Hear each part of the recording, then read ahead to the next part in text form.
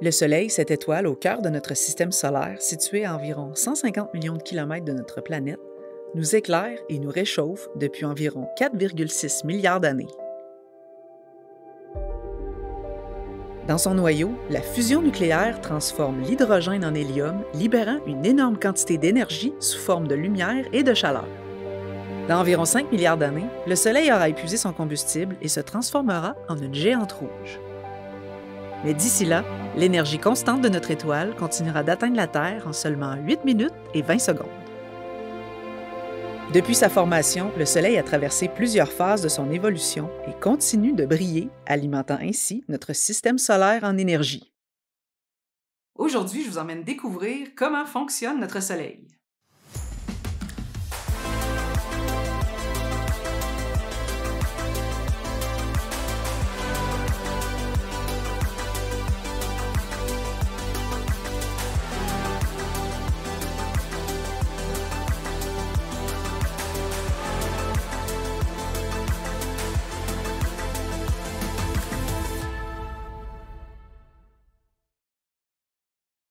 Tout d'abord, qu'est-ce que le Soleil? Bien, le Soleil, c'est une étoile. Et oui, exactement comme celle que l'on observe dans le ciel la nuit, la différence, c'est qu'elle est beaucoup plus près de nous. Il y a environ 4,6 milliards d'années, notre Soleil a vu le jour au sein d'un immense nuage de gaz et de poussière interstellaire appelé nébuleuse solaire. Sous l'effet de la gravité, cette nébuleuse a commencé à se contracter et à tourner, formant un disque protoplanétaire. Au centre de ce disque, la densité et la pression ont augmenté, générant des températures extrêmement élevées. Finalement, ces conditions ont déclenché des réactions de fusion nucléaire où les noyaux d'hydrogène ont commencé à se fusionner pour former de l'hélium, libérant ainsi une énorme quantité d'énergie.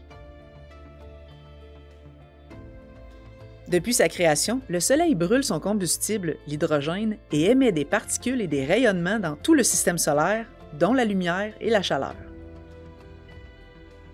Composé principalement d'hydrogène et d'hélium, le Soleil est donc une immense boule de plasma en fusion. Le noyau du Soleil est l'endroit où se produit la fusion nucléaire et représente 50% de la masse du Soleil. À des températures d'environ 15 millions de degrés Celsius, les noyaux d'hydrogène fusionnent pour former de l'hélium, libérant ainsi une énorme quantité d'énergie. La surface visible du Soleil est appelée la photosphère et c'est ici que la lumière solaire est émise. C'est la couche de gaz qui constitue la surface visible des étoiles. Cette surface de quelques centaines de kilomètres est une frontière virtuelle entre l'intérieur du Soleil et son atmosphère. Dans cette zone, la température peut atteindre près de 6000 degrés Celsius.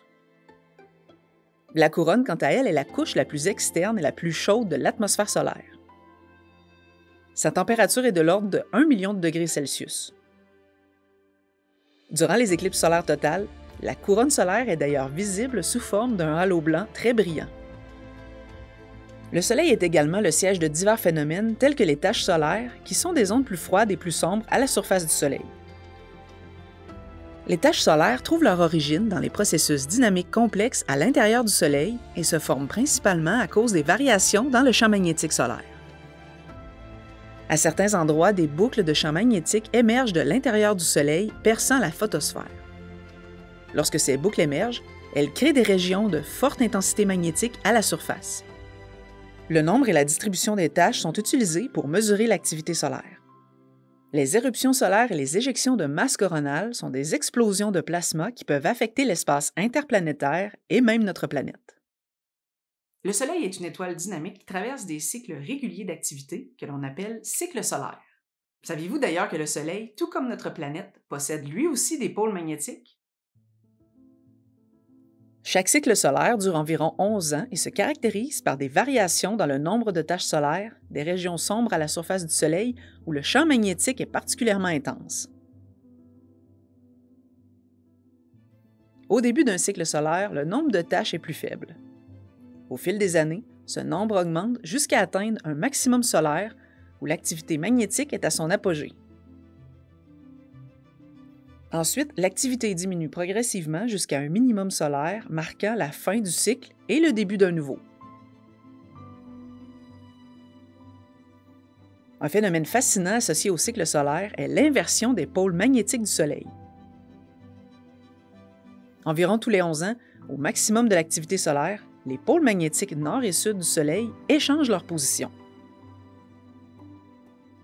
Cela signifie que le champ magnétique global du Soleil s'inverse complètement. Cette inversion magnétique est liée au mouvement complexe du plasma à l'intérieur du Soleil. Pendant cette période de transition, le champ magnétique solaire devient chaotique et peut même entraîner une augmentation des phénomènes tels que les éruptions solaires et les éjections de masse coronale. Ces cycles solaires et ces inversions de pôles magnétiques ont un impact sur l'ensemble du système solaire, y compris la Terre. Ils influencent le climat spatial, affectant les satellites, les communications radio et surtout les fameuses aurores boréales. Celles-ci sont des manifestations spectaculaires de l'activité solaire. Lorsque des particules chargées provenant du Soleil atteignent la Terre, elles interagissent avec le champ magnétique terrestre. Ces particules sont alors canalisées vers les pôles magnétiques de la Terre, où elles excitent les molécules de l'atmosphère, provoquant une émission de lumière colorée visible sous forme d'aurore. Durant les périodes de forte activité solaire, au maximum du cycle solaire, les aurores boréales peuvent être plus fréquentes et plus intenses, illuminant le ciel nocturne de magnifiques couleurs.